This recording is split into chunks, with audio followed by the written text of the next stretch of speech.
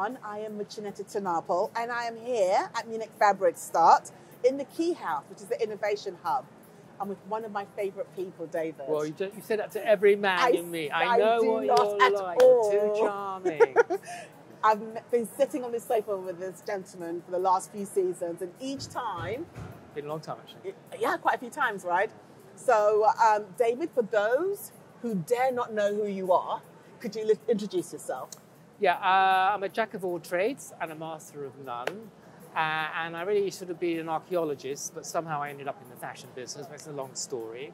I started publishing and working in magazines and press in 1974.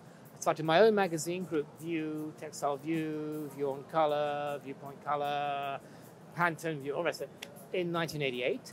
At the same time, I made a lot of clothes because you don't make money making magazines. So I was a clothing designer and a consultant, and I spent 20 years making clothes in Portugal and China, menswear suits. We sold them to everybody from Peck & Kloppenburg to Dressman to Next to Topshop. And now I'm getting older, and I talk a lot, as you can see. So I do a lot of speeches. Everyone loves your talks, though. He has really well-attended talks on stage. So, I mean, with regards to Munich Fabric Start, let's start there. How has your relationship with them evolved over time? Because I know that I have interviewed you a few times for the Key House. Well, the beginning was quite strange because they have a logo called View, and I have a logo called View. And our logos look absolutely, well, they used to look exactly parallel. So it wasn't a fight or anything like that, because Sebastian is extremely charming. And you know, this is one of the most well-mannered shows I know. There's no bullying, there's no arrogance. Very fair to the business in terms of pricing and structure. And I started with them. I made a speech once at one of the View Premiums in December, all about men, the future of men. And we struck up a very, very good friendship. And it's always been a very civilized. Claudia and Sebastian have been good friends. And his father I've known for years, from the old days of Munich. So it's a show that everybody likes. And everybody's trying to copy it, the parties and all the rest of it. But it doesn't quite have the same atmosphere as MFS has managed to create. I think the Blue Zone is a very successful part. Germany is not a happy textile land at the moment. It's not a happy fashion land. Nowhere is a happy fashion land. So obviously you can see that in the thinning out. And the other problem, of course, is all the dates, going backwards and forwards with all the dates. I've always held my ground with Sebastian and said, don't follow the rest and go to July with Paris and Milan. You are Germany. Only the big brands want to do July and early ordering and all the rest of it. So you stick where you are. So I'm very happy you're going back now to September next time. Not an easy time, but I think what MFS has got and the premium shows has got is a lot of support, emotional support from the exhibitors. And we all enjoy coming. See, I think that fashion brands could learn from that, because I think what will make a brand survive in these kind of like really hard times is that kind of loyalty, support from those who work with you for a long time, which I feel sometimes is missing with fashion brands. It's that support, that emotional support from consumers, if you like to say, or someone in the supply chain. Well, I have to say, I don't want to sound like a grumpy old man now, but I am a grumpy old man. Never. But when I started in this business, you know, when I started buying textiles to make menswear, of course, menswear is a bit of a club. I mean, when you make suits, you know who makes suitings and who doesn't make suiting. But it was a very gentlemanly profession, and everybody was very courteous, and everybody had a lot more time. And I think the pressure for results, the pressure to reduce rendement and sales, and the pressure on buyers and designers today is so enormous that I think the charity has gone out of the business. And also I think it's also a generational thing. I think there's a lot of, not suspicion, but a lot of, you know, we did things differently, and millennials do things differently, and Gen Z does things, so everybody's a little bit sort of pasty. And I must say that I do feel that COVID has changed community morale and social spirit, and not for the better. You know, when I used to go flying to Schiphol or there was politeness after you, and now it's all push and shove, get your suitcase up on the rack. And that mentality of look after yourself first, I'm not saying everybody, but that I need to look after myself first permeates everything we do, and it's not the same. But See, I think that's what's the problem with the fashion industry. Everyone's always wondering, why is it not evolving? Why is it not changing? I think because most brands put themselves first, not the industry, but their business. You've got to remember, everybody talks about the fashion business and it looks very modern and very sexy and 6 monthly and with the catwalk, and it's all very glamour and it's all a lot of imagery, and it's all like it's constantly changing. Yes. But we are the most conservative, old-fashioned business in the world. I think even more so than pig farming, because the way we do textiles, we put them on a rack, we carry them in a suitcase, we come and see, I show you the textile, then you take it away, then you get a meter for me, then you make a garment, then you show it in res. Of course, digitalization is changing all that and reducing the renderment, but a lot of companies are not doing it. So we're a very old-fashioned business. We've speeded it up. We're digitalizing. It's taking a long time. We're talking about Industry 5.0 because we're all about waste. So change is coming. Yes. But I can tell you, we are very conservative people. We don't look it, we don't dress it, but the way we do business is very conservative. I know some businesses still using fax machines. Yes. Well, I don't know where they are. But I have heard whispers and pen and paper. Listen, you're making me talk down about the business. It's a wonderful business, and there are some wonderful people in it. I don't want to say this, but I will. The menswear people are nicer than the womenswear people. I don't know what it is. I don't want to be... No, it's true. It's true. The way of behaviour is very different in the menswear business than in the womenswear business. Womenswear business is a little bit more fast and catty, and menswear is a bit more sort of slow and all the rest of it. So what can the women's wear business learn from the men's business? No, we have to learn from each other. You're not going to catch me out with that question. I'm not going to get into a Me Too scenario and get into a lot of trouble. Not at all. They're just very different businesses. They're very different. Very but different. With regards to how the industry is changing and trends and whatnot, I feel like slowly but surely we are moving less towards trends. Absolutely. And becoming a completely different business model as well. I live off trends. I mean, I've been in this either as magazines or as a speaker. I've worked with Nelly Rodi, I worked with Lee Edelcourt, we've made products together, we've published together. I've been to every Premier Vision there has been. I remember the sensation when Premier Vision was the first to do a gallery of trends. Nobody did it before. We used to go to Interstoff and we just sort of plow around everywhere and say, what do you do? That's nice, I love a bit of that and a bit. So there was no conceptual making. So that trend thing, with the arrival of chain stores and volume budget fashion, changed the whole way we looked at how fashion evolves and how it's made and all the rest of it. So we moved much more away from a couture mentality of independence and individuality to a mass approach. And we had our great days. I'll never forget things like, we were all influenced by films. I remember the whole film about Out of Africa. We were all going around, everybody was in khaki and safari jackets or Gautier, we were all going around like sailors. It was that kind of business. But now, of course, it's completely different. And that's absolutely Generation Z pushing from the bottom, saying, I want clothing that expresses my emotions, that tells people who I am. And that's not about status statement. Of course, there is a lot of this going on in terms of social network. But personally, and that's why, I had this kind of clothes like White Lotus with a heroine. Yes. It looked a complete mess. She would wear a bit of this and a bit of that and a bit of this. Oh, I feel like a sparkly jacket today, and I'm going to wear it with that. Oh, no, I'm into terry. Oh, I want my sweatshirt. Oh, no, I want to dress up and look smart. And so everybody wants to dress as an expression of their emotions. And we're in what I call a very existentialist time. So that is why trends are very impermanent, very, very fast, moving like that, because there are no trends. It's all about what I feel like. Having said that, we all need navigation. So we might not like to talk about trends, but when I am a big group or a company, I need to start somewhere. The business cannot go back to Intershop and start from zero and just do what I feel like. Yes, of course. It's about, I need to start, so what is MFS saying? Oh, they're saying urban look, or they're saying this look. Okay, I need inspiration, I need concept, I need a starting point.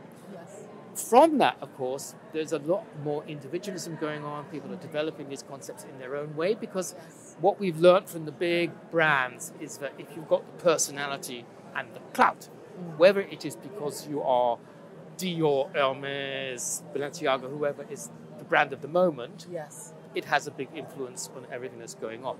And the same thing with the multiple store groups. When I am Zara with 1,000 shop windows, Inditex with 1,000 window space across the world, and I say it is lilac, then I've got a big showroom, because you know as well as I do, but 80% of buying decisions for a woman, the highest percentage of buying is based on what their friends are wearing. Oh, where did you get that? I love that top. Where did you get it? So most of it is like, that's how we got the whole influencer story starting, because we trusted our friends, so we trusted our Yes. But the second thing, and it's not View, unfortunately, or Vogue, it is window dressing. So the window is a very important way into people's buying personality. So it's very important when you have this window space altogether. So when you've got the clout and the rest of it, you can do all these things together. So trend is still important, but then you personalize it into your own company structure. I mean, I think trends for me when I was growing up was looking at a magazine. They tell you what's trending, what you need to wear, and then you go and you buy it. But now I feel like a lot of the trends are based on social media.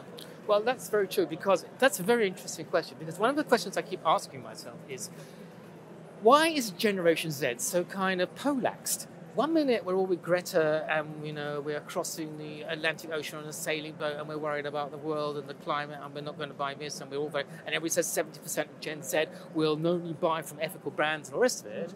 But at the moment, who is Shein's biggest customer? They're bulk buying. So bulk buying, fast fashion. So I ask people, I mean, obviously today that's part of it is the economy. I mean, the money is not there, so there is a cost factor in that. But before the cost factor, before the I wonder, and somebody said, well, you would understand where their information is coming from, because when and you said it, when we were younger, we read magazines like Vogue or Cosmopolitan, but it was a kind of structured glamour. Oh my God, have you seen the photographs by Linda? Have you seen this? Have you? Did you see? You know, I mean, it was beyond. It was like it was absolutely beyond our dreams. It was very much. I aspire to it. But where they come from is, of course, social network. So we're listening to influencers, to listening to influencers who are influenced by brands in their own ways of influencing. So they're watching a much more mass market, cheap thing. So all their information is coming from a completely different base than ours was. And I feel like they dive a little deeper than we did. I don't think we asked many questions like, well, how's that dress made? Where is it made? We were just like, it's beautiful. What I think we can talk about Copenhagen 16 years ago. Yes. Copenhagen Fashion Week, that's when it all started. And I remember it really started, and people don't believe me, this means, oh no, it's all European, it's not true. It was Hong Kong in 2008. But I remember really started pushing a greener attitude, sustainable attitude. Oh, and all the rest of really? it. Oh yes, everybody gets everything. Oh no, it was Europe, and no, it wasn't. The Chinese and in my opinion, I shouldn't say, one of the most advanced countries thinking about sustainability is Taiwan. They are the ones who are really, really good. They don't really focus on that. They're on spotlight. They're particularly good on the polyester scenario, and they're really, really. So we get it wrong. It's not a European thing that we are it's a global thing, and Hong Kong and Taiwan and China have all been very, very involved in this since at least 2010, 2008. That's news to my ears. Well, I'm telling you. Yeah. Believe me. I travel. I worked in the Far East. I worked in China, made clothes in China. I truly believe that it's not only the global north coming up with solutions. I think the global south is also, but they're just not spotlighted as much as what's happening here on this part of the world. Yeah. So I think it comes down to that. We're very localized. So, and of course that's a big problem now because COVID speeded up the feeling of localization. Because it was impossible to ship things and all the rest of it. But now there's a very serious look at localization beyond, what's happening in the Red Sea. Again, insecurity in the world are really serious because on the sustainability front, you know where I stand on that. I've always been very firm on my feet. Legislation is the only way. It's all good having these conferences, but it's all blah. Let's get on with it. Yeah. Very strong about that. And I feel this year will be a really active year, and I think the directives from the EEC plus the New York thing and California, it's all coming together. And I really see this because I talk to the fabric business and spinners. There's a real energy now. Oh my God, I've got to lever sustainability into my system. Yes. And that looking at profit in a different way has also helped localization. in the sense of if I'm going to follow a green strategy, which I have to follow a green strategy, Yes. whether it's about my wastage or my sourcing or my designing and all the rest of it, this sustainable And plan. your marketing. I Yes. need, yes, I need to see this in a different cost basis, and maybe globalization works better. Let's not say that globalization is over. People talk about that. It's absolutely not true.